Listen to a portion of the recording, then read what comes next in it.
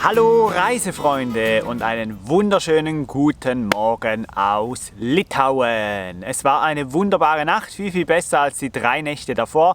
Ich habe es gestern schon gesagt, ich hoffe, dass das eine richtig schöne Nacht wird. Hier ein bisschen in der Natur am See.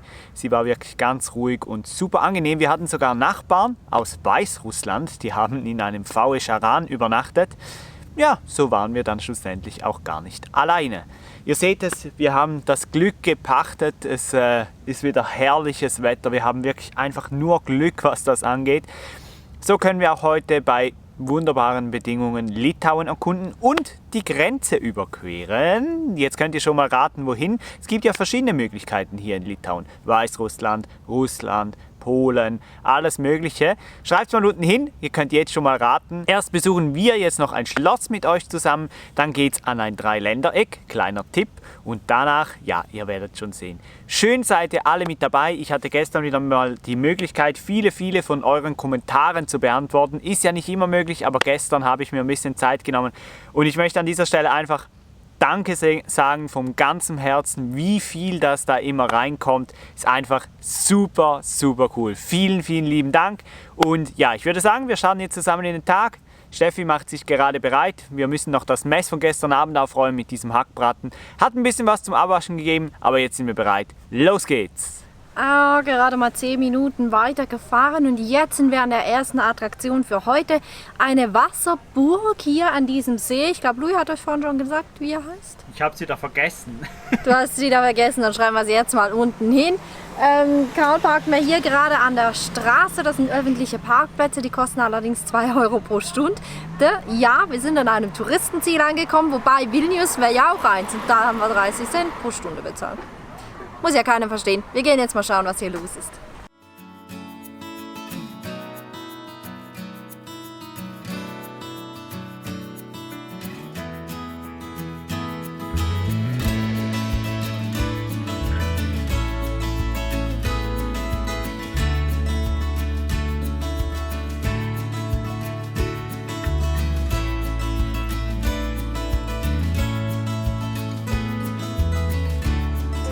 Da denkt man, Litauen sei nicht touristisch und da kommen wir zu so einer Burg, wo einfach nur busweise Leute abgesetzt werden. Und ja, auf einmal befindet man sich sozusagen zur Hochsaison im Europapark. 8 Euro kostet der Eintritt hier in die Burg und man kann hier schon mal in den Innenhof reingehen, bevor man zum Kassenhäuschen kommt. Ich glaube, wir haben jetzt von hier auch schon einen guten Einblick gehabt. Die Anlage sieht sehr groß aus. Ich denke, der Eintrittspreis ist auf jeden Fall gerechtfertigt. Aber ja, ich glaube, wir verziehen uns so langsam. Außenrum, das kann man noch. Das kann man noch. Gut, genau. Dann gehen wir noch einmal außenrum.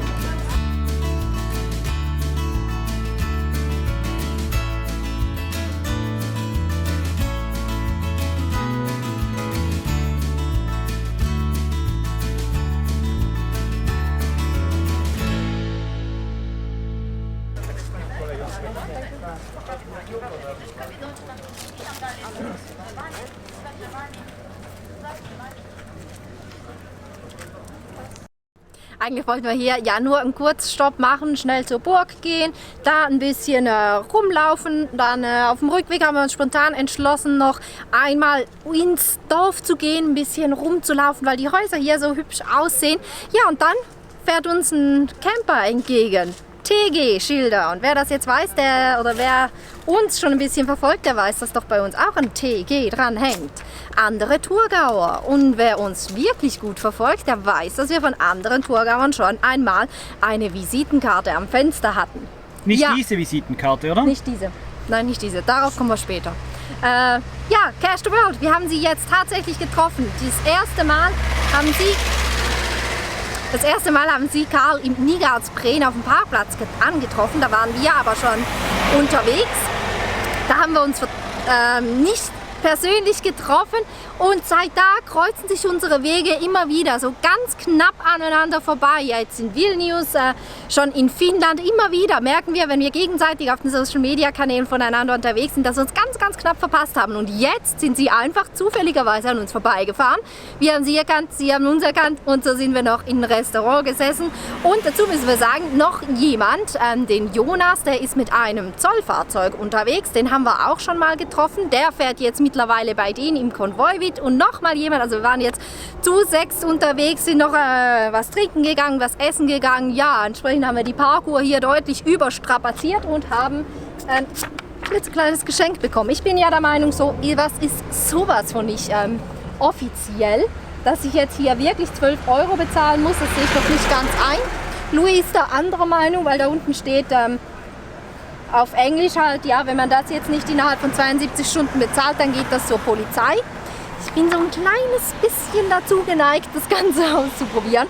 Müssen wir intern noch abklären, weil seht ihr da irgendwo einen Stempel oder irgendwas? Ich sehe hier einfach nur eine IBAN-Nummer, die zu irgendeinem x-beliebigen privaten Konto führen könnte. Natürlich haben wir die Parkzeit massiv überstrapaziert, ja. Und günstiger als 12 € wird es ganz bestimmt auch nicht.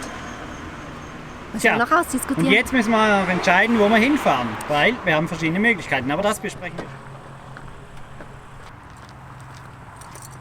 Ihr Lieben, jetzt hätten wir doch beinahe einen Fehler begangen. Als wir mit den lieben Freunden vorher im Café saßen, da sind wir so unsere Reiseziele durchgegangen und auf einmal kam der Mittelpunkt von Europa zur Sprache.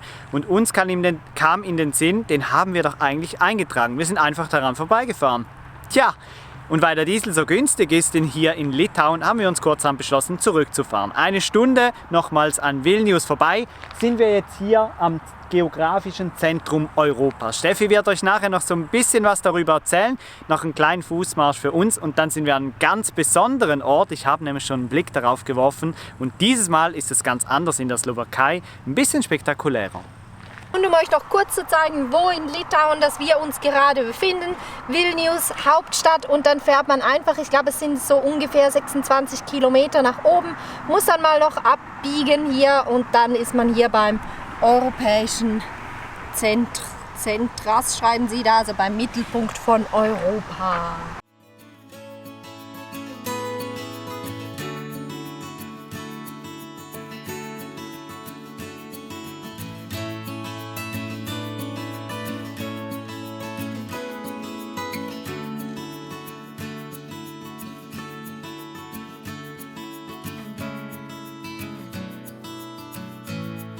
Vor so ungefähr einem Jahr, vielleicht ein bisschen weniger lang, waren wir ja schon mal an einem geografischen Mittelpunkt von Europa, und zwar in der Slowakei. Das Video, das findet ihr jetzt nochmals hier oben. Und da habe ich ja noch so ein bisschen rumgezweifelt von wegen, aber es sei doch viel weiter nach Norden, also nach den nördlichen Punkten in Norwegen als nach Süden und so weiter und so fort. Und das hat auf der Karte auch nicht so recht Sinn ergeben. Jetzt hier in Litauen, dieser Punkt hier, der ist jetzt wirklich auch im Guinness-Buch der Rekorde drin. Es hat eine fundierte wissenschaftliche Erhebung gegeben. Hier stehen auch zu den exakten Koordinaten, stehen auch welche Punkte für den nördlichsten Punkt genommen wurden. Das sind zum Beispiel die Spitzbergen, im Süden sind das die Kanarischen Inseln. Im Osten ist es das Uralgebirge und dort liegt das große Problem begraben, warum man keinen exakten Punkt in Europa sagen kann, weil im Uralgebirge, da sind die Grenzen nicht klar. Es hat hier unten noch eine ganze Auflistung, wie im Uralgebirge die Grenze gezogen wurde für diese Berechnung, weil eben das ist einfach ein bisschen ungenau dort. Im Westen sind es die Azoren dann noch. Und da kann man sich jetzt natürlich streiten, warum sind die einen Inseln dabei, die anderen Inseln nicht. Aber mein Gott, ich glaube, da kann man sich bis zum Ende aller Tage streiten, wo genau das ist. Das Einzige, was mich ein bisschen nervt hier an diesem Punkt, da hat es eine ganze Reihe von Flaggen. Also erstens mal, es juckt mich, dass da die Schweiz nicht dabei ist, weil das ist ein europäisches Land. Das sind jetzt aber nur die EU-Länder aufgeführt. Und jetzt ist die alte Zweiflerin natürlich auch hier schon wieder ein bisschen zurück. Ja, aber was hat denn die politische EU, also die Europäische Union, bitteschön, mit dem geografischen Europa zu tun? Ja, na klar, die politischen Länder der EU liegen natürlich im geografischen Europa. Aber das geografische Europa umfasst viel mehr als die EU. Naja, egal. Auf jeden Fall, diese Ermittlungen hier, die beziehen ja auch das Uralgebirge und Spitzbergen und so weiter mit ein. Das sind ja keine Punkte in der EU. Soweit bin ich also besänftigt. Und ja, ich weiß nicht, vielleicht blenden wir es kurz ein. Wer Lust hat, das zu lesen, drückt einfach schnell auf Pause. Und für alle anderen geht sie jetzt mit uns zusammen wirklich an den Mittelpunkt von Europa. Wir sind hier nämlich noch ein paar Meter von entfernt.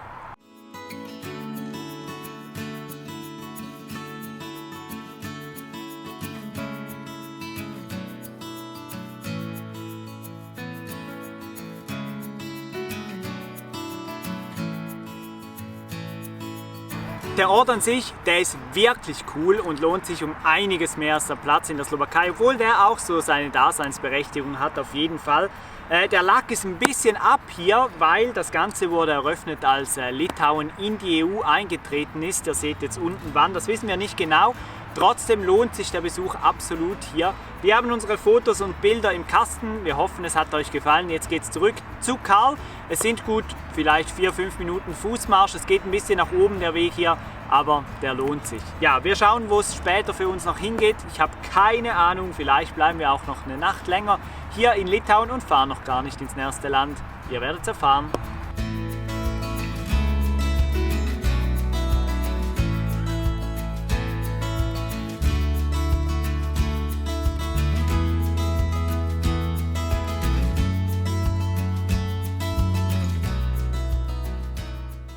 Nicht wundern, wenn ich ein bisschen fertig aussehe. Wir haben jetzt nochmal das ganze Land durchquert, sind 3 Stunden bis an die nächste Grenze zum nächsten Land gefahren. Welches das ist, das verrate ich jetzt noch nicht. Ihr könnt immer noch ein bisschen mitraten. Somit wird das aber leider die letzte Nacht in Litauen. Wird nicht einfach, dieses Land zu verlassen. Mir ist es besonders ans Herz gewachsen. Für mich ist Litauen das absolute Highlight im Baltikum.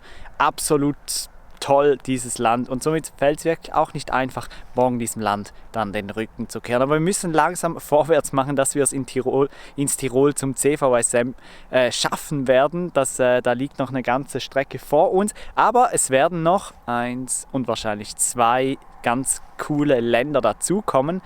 Ja, wir genießen jetzt den Abend hier an diesem See. Wunderschön, ich zeige euch gleich die Bilder. Steffi macht noch den Hackbraten von gestern warm, da freue ich mich besonders drauf, der ist ja richtig lecker geworden. Und ja, was soll ich sagen, es war wieder einmal ein wunderschöner Tag mit vielen Zufällen.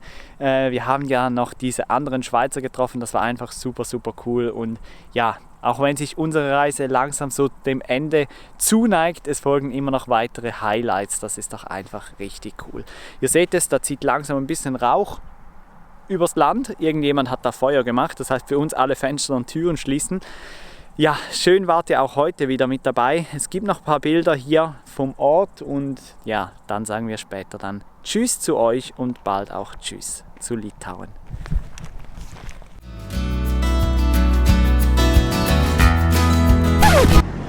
Tödem, liebe Reisefreunde, so sollte dieser Vlog eigentlich definitiv nicht enden. Ihr seht es, es ist kein See mehr da, kein schöner Stellplatz in der Natur, keine Ruhe. Wir stehen auf dem wahrscheinlich größten LKW-Stellplatz in ganz Litauen. Ja, wir mussten das erste Mal flüchten von einem Stellplatz. Das mussten wir jetzt wirklich noch nie, aber das war so ein unglaublicher Lärm da auf diesem kleinen Stellplatz am See. Da kamen so viele Jugendliche, drehten die Musik auf. Da war es hier auf diesem LKW-Parkplatz wirklich ruhiger. Unglaublich. Ja, die ganze Aktion morgens um 1:30, Stellplatzsuche. Wir waren gut 1 Stunde unterwegs, bis wir dann etwas gefunden haben. Es war echt keine geile Nacht, aber naja, das gibt es halt. Wenn man frei steht, zieht man entweder die Glückskarte oder die Arschkarte. So ist das jeweils. Und ja, somit beenden wir dann auch dieses Video. Wir stehen direkt auf der Grenze zum nächsten Land. Welches das ist und wie die Reise weitergeht, das erfährt ihr dann beim nächsten Mal. Tja, jetzt würde mich natürlich noch interessieren, wie sucht ihr eure Freistehplätze aus? Auf was schaut ihr? Schreibt es mal unten in die Kommentare. Ich probiere jetzt erstmal ein bisschen wach zu werden und dann geht's los. Genau, von hier. Bis zum nächsten Mal. Tschüss!